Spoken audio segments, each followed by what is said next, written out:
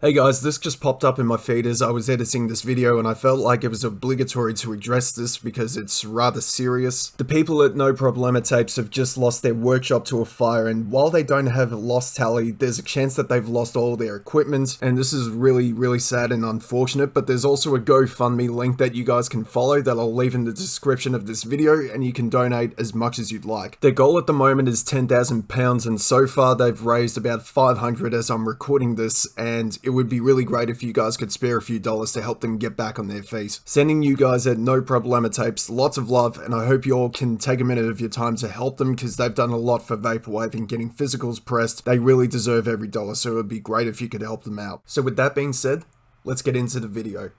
For the most wild yet homely narrative which I am about to pen, I neither expect nor solicit belief. Mad indeed would I be to expect it, in a case where my very senses reject their own evidence. Yet mad am I not, and very surely do I not dream. But tomorrow I die, and today I would unburden my soul. My immediate purpose is to place before the world, plainly, succinctly, and without comment, a series of mere household events. In their consequences, these events have terrified, have tortured, have destroyed me. Yes, I will not attempt to expound them. To me they have presented little but horror. To many they will seem less terrible than Baroque. Oh! Hey guys, what's up? It's your boy from Down Under, Daydream Deluxe, and don't mind me, just reading a bit of classic Edgar Allan Poe because, well, Halloween is among us. For this occasion, I am releasing 2 videos for Halloween, including this one which you are watching right now. And today, or tonight I should really say, we're going to be having a deep dive into all the shit that gave me PTSD as a kid. The very things that traumatized me to the core that still somehow make me shudder in my fucking skin. Looking back at our own memories, I'm pretty sure that every one of us has at least one memory of something from a TV show, a video game, maybe a movie that just straight up mortified us as children. And I assure you, I had quite a fair few myself, and god damn, were they hideous. So I'm going to share with you guys all the things that made me shit my pants multiple times. So let's get into it. My top 10 scariest childhood memories. As someone that has grown up to be a fan of horror, there were many elements from my childhood that have inflicted a number of psychological scars that would haunt me for years to come. Before I was a teenager that was eventually exposed to movies such as Freddy vs. Jason, the Texas Chainsaw Massacre, and The Evil Dead, and later falling in love with the genre of horror itself, the closest I came to associating with such were from games such as Luigi's Mansion and Castlevania, as well as some TV shows including The Phantom Investigators, Courage the Cowardly Dog, The Trapdoor, and Grizzly Tales. The elements in some of what I enjoyed that were deliberately made to be scary wouldn't make me flinch in the slightest, but more often than not, the things that mortified me the most were scenes that were unintentional in frightening other people. Nowadays it takes a lot for even the most grotesque horror movie to make me feel uneasy, but the moments that terrified me in my youth are far more potent as opposed to everything that I've ever watched in the genre leading up to this point. It might sound a bit crazy, but that's just me. But nonetheless, let's get straight into the video and count down my top 10 scariest memories from my childhood. Number 10, The Walrus from Pingu. Man, oh man, as a 3-year-old, I was obsessed with Pingu. I was big into clay animation shows in general, with obviously Wallace and Gromit being my most favorite of that animation style, and I had some pretty fond memories of Pingu back in the day as well, and they were some really good times. Well, so I thought, until one episode came by just to ruin it all for me, and that was Pingu's Dream. Even at just 5 minutes long, the episode itself is one gigantic fever dream of nightmare fuel, but the most bizarre face of it all was a gigantic walrus that messes around with Pingu, has a sinister baritone laugh, and eats his fucking bed. Yeah, you heard that right. He eats his fucking bed.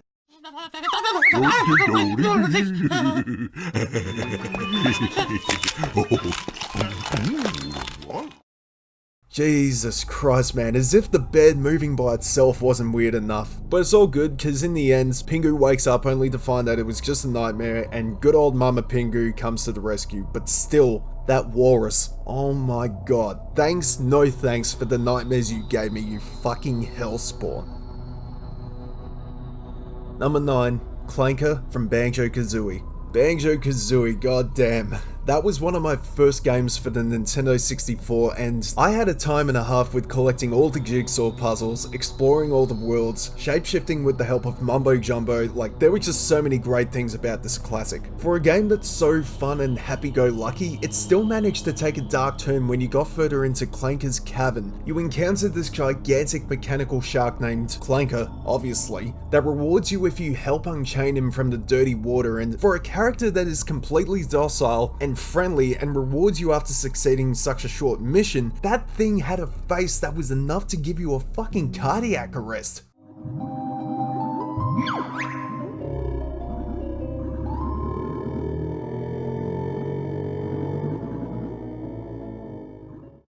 Those eyes, the first glance of that abysmally extended mouth and the guttural groans he makes, oh my fucking god, cunt. Let me tell you, if you thought the Mad Monster Mansion level was creepy, you clearly have no idea how fucking demonic this Clanker motherfucker really was to us as kids. Number 8, Dr. Robotnik's boss music from Sonic CD. Now this was one of the first Sonic games I remember playing as a youngin', as well as Sonic 3 and Knuckles, but the one that stood out for me the most was Sonic CD, and hot damn, the ability to time travel in each of the levels was both tripping and so goddamn exhilarating to experience. Some may not already know this, but Sonic CD had 2 different soundtracks that were composed for the North American and Japanese regions, and the one I had on my computer was the North American version. Plus, who could forget that classic opening cutscene with that amazing Sonic Boom song blasting in the background as you see Sonic ducking and weaving through the forest like a fucking badass. That shit was awesome. And as much as I love the in-game music such as Palm Tree Panic, Collision Chaos, Metallic Madness and the Special Stage, which you would probably recognize on the Derelict Mega Tower album by Death's Dynamic Shroud, there was one piece that made me shudder every time I heard it, and that was whenever I had to go toe-to-toe with Dr. Robotnik. Dr. Robotnik was far from scary for me, but the boss music for him was ominous as fuck, and the laughing you'd hear in the background only made it worse.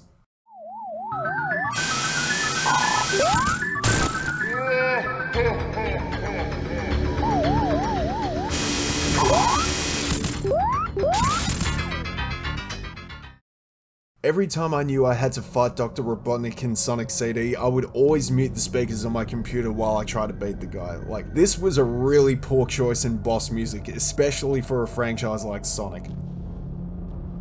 Number 7, The Gardener from Castlevania 64. During the school holidays, my cousins used to mash the buttons to this game heaps whenever I came around to theirs. There even came a time where they decided to give Castlevania 64 to me because I think personally they had already beaten it that many times and they just grew tired of it. And for a game that's purely centered around horror and is intentionally trying to scare you, I had a lot of fun playing it, and there were very little moments that actually spooked me with the exception of only one occasion. And that said occasion occurs when you find yourself in the maze of the villa and are chased by 2 hellhounds and the Gardener, who by the way looks like Frankenstein after a marathon of Ash vs Evil Dead. And that son of a bitch was impossible to kill, and he goes full Leatherface on you for the whole time you try to escape the maze, and hearing those heavy footsteps from afar only made that shit all the more intense.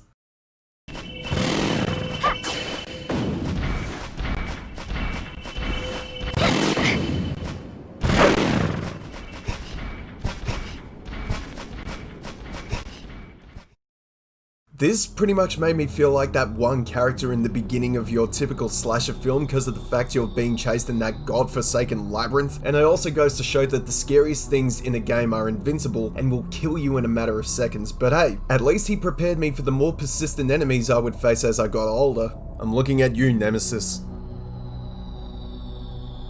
Number 6, the Sweets episode from Grizzly Tales for Gruesome Kids. If you ask just about any kid in Australia and probably the UK, I'm pretty sure they would mention this show and how much it traumatized us as kids. Like, this was the focal point of how nightmares were created. The stories in the show were purely centered on a bunch of kids that were horrible to their parents, horrible to other people, and constantly misbehaved, and it would always end with them getting severely punished and possibly killed for their actions. Some include the kids getting put into into a barrel of cider, getting decapitated, their tongues getting cut off, accidentally eating a maggot and turning into an anthropomorphic fly.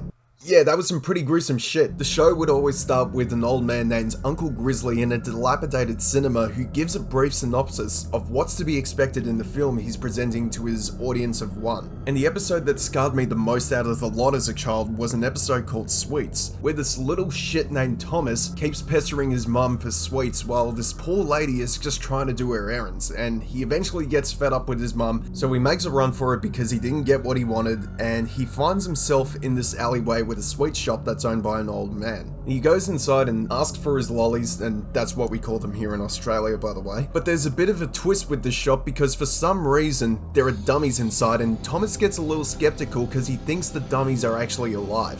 And seconds later, he ends up in this giant mixing bowl of papier-mâché and wakes up to find himself as this mummified dummy to be part of the old man's collection. Yeah, the old man did sell sweets, but only to good kids, and well, for Thomas, he was the complete opposite of good. And even worse is that at the end of the episode, his mother sees him in the front of one of the shops, and she just walks off without realizing that that was her son in that papier-mâché sarcophagus. Like, holy fuck, man, that is morbid for a kid's show. And even though I was apparently a really well-behaved kid in my youth, that show still served as a firm reminder to, more or less, not be an absolute shit cunt to other people. Number 5, the execution of GERALD Robotnik, Sonic Adventure 2. This right here, my friends, is Daydream Deluxe's all-time favorite game from his childhood. I had this classic on the GameCube and I put hundreds of hours into it for years. From rolling around at the speed of sound with that badass music in the background to raising your chow and collecting emblems, it was the perfect source of entertainment for me as a kid. There were still a few unsettling moments that would catch you off guard, including one of the bosses that you fight against during Knuckles' missions, but the one scene that perturbs me the most was in the final arc of the game. So after Dr. Eggman succeeds in his plan in collecting the 7 Chaos Emeralds, he finds that the space colony Ark's cannon won't fire and is instead on a collision course for Earth at an incredible velocity. From there, we're taken to a cutscene with Dr. Eggman's grandfather, GERALD Robotnik, chained up to a chair, completely motionless, while delivering this macabre monologue about wanting to get revenge on humanity before his execution gets televised, and good lord, it gets creepy real fast. All of you ungrateful humans who took everything away from me will feel my loss and despair. Is there anything else you want to say? No. Ready! It wasn't so much scary as a kid, but it was still very distressing to watch and absorb at the same time when I first saw it, and for a series like Sonic, you would never expect it to get this unnerving. Number 4, Henry and the Ghost Train, from Thomas the Tank Engine. I think we can all agree that Thomas the Tank Engine has its fair share of creepy moments, and it's not just including the Shed 17 fan film. I used to watch the VHS of the series that Ringo Starr narrated on Spin Cycle for hours every day and just never got bored of it. But one day, I think during Easter, my friends and I were given these little gift bags that had chocolates and all sorts of other goodies, and one of the things I got was a little picture book of a story called Henry and the Ghost Train that also came with a tape that you could read along to, so it was like the early version of an audiobook, I guess you could say. I must have been about 5 years old upon reading the story, and I was immediately petrified by the ghosts illustrated in the book and the creepy wispy sounds they make that didn't even make the experience any less scary.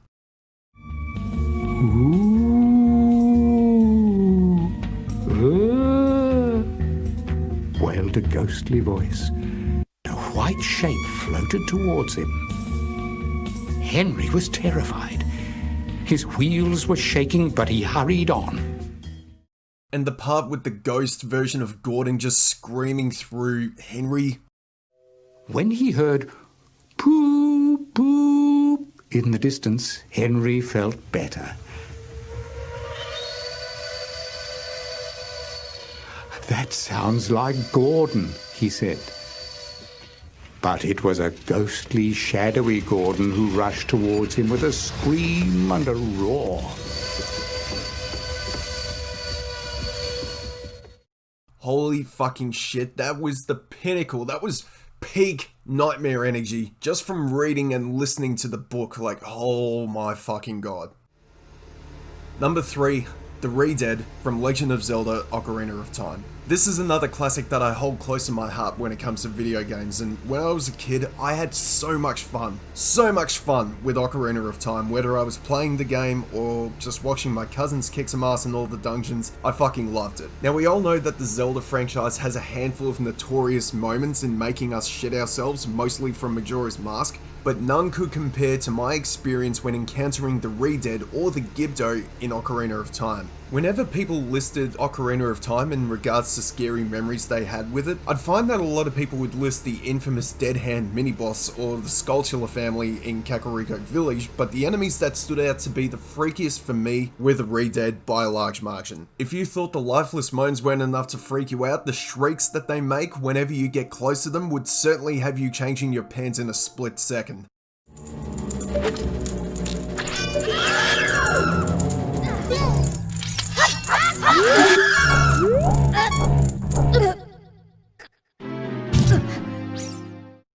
Whenever I started the game, I would almost never leave the Temple of Time. I would just pull out the ocarina and warp myself to one of the temples and just do my thing from there, or even in parts of the game where you have to enter a room in a certain part of a dungeon with them surrounding you, I would make like Usain and fucking bolt out of there almost immediately. At the time, those things were just so intolerably morbid for me to handle. Like, obviously nowadays they don't scare me when I do revisit Ocarina of Time, but goddamn, those screeches are the bane of my existence.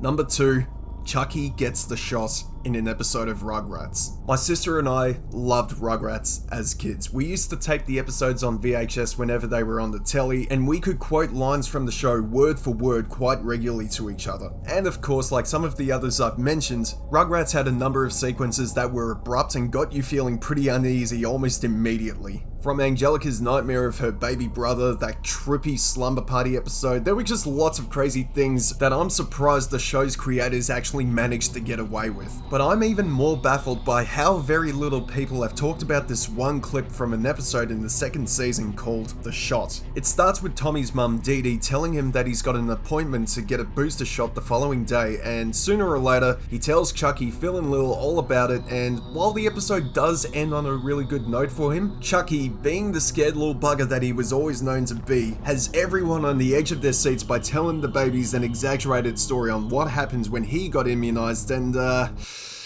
well, you'll see when I play the clip.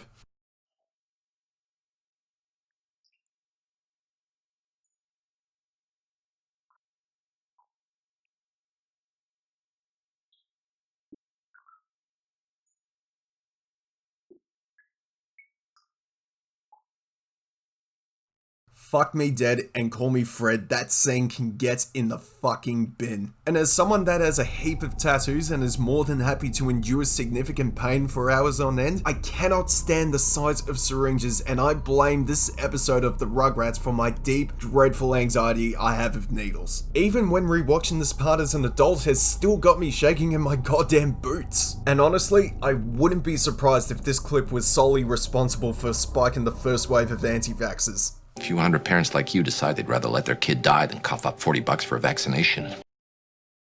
Number 1, holy fucking shit, this right here, but like, actually, you know what, before I tell y'all what it is, I'm gonna play a very short audio clip and let you guys figure it out for yourselves, so see if you can guess what it is. Get away!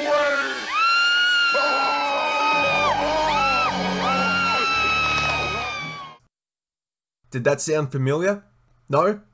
Well, ladies and gentlemen, number 1, the scariest memory I have from my childhood was the music video for Michael Jackson's Thriller. Forget everything I've said about the other 9 in this list because none of them could emphasize the trauma that inflicted me in my youth, quite like Thriller. Even though I was a big Michael Jackson fan in primary school, and as awesome as I thought the choreography was, the zombies along with Vincent Price's dialogue were the pinnacle of horror for me as a youngin'. But even more bizarre was that in the beginning, the scene with Michael transforming into that cat-werewolf hybrid wasn't even remotely scary to me back then. The zombies, on the other hand, fuck that shit with a plunger stick. Those motherfuckers were what kept me up at night for months on end, and I was always expecting the zombies to break into my room, tear me to shreds, and just go ham on my organs while I'm asleep. And like I said about the dancing, it has always been my favourite Michael Jackson dance scene, and I would mimic every move as a kid in my room, but at the same time I couldn't help but be petrified of the gruesome imagery that stood before me. And this wasn't even the first time I was exposed to zombies. I remember long ago having some of the old gamer magazines that showcased a myriad of horror games that featured the undead, but the ones that I saw back then were nowhere near as blood-curdling as these motherfuckers. Hell, to this day I still think the zombies portrayed in Thriller are much scarier than the ones in all of Resident Evil, George Romero's filmography, Evil Dead, pretty much every zombie-related media in the world combined. I mean, yeah, for sure, we can all agree on the fact that this is one of the greatest music videos ever made, but Jesus Christ. Michael Jackson, I love you, my dude. I have always loved your music, and the Thriller music video is definitely an iconic masterpiece, but fuck you for tormenting us like that. Like, fuck you for doing that. So, there you have it, ladies and gentlemen, the very things that made me fucking wet myself several times as a kid, and goddamn, I really did not want to have to relive any of those goddamn memories, but still, it was good putting this video together, and nonetheless, and I hope you guys are looking forward to the next video. It is most definitely Vaporwave related, and it's also Halloween related, so you know, that ties up pretty well. But the fact of the matter is that I just figured that I wanted to do something a little bit different here, and because Vaporwave is, you know, pretty much centered on nostalgia, I felt like I should kind of incorporate like my own experience as a child, the things that I grew up with, the things that scared me, yada yada yada. And yeah, that's pretty much my life of horror back then. But I just want to know from you guys, what were some of your scariest memories that you had as a kid, whether they be from a movie, whether they be from a video game, it could be from anything. Like, was there an animatronic that petrified you? Was there a close encounter with a snake, with a spider that almost killed you? Who knows? Everyone's got a different experience, and it's always fun to know what other people have gone through, but nonetheless, I hope you guys are looking forward to the next video, and I will see you in the next one. Big love from your boy Down Under, and maybe hell, Daydream Deluxe.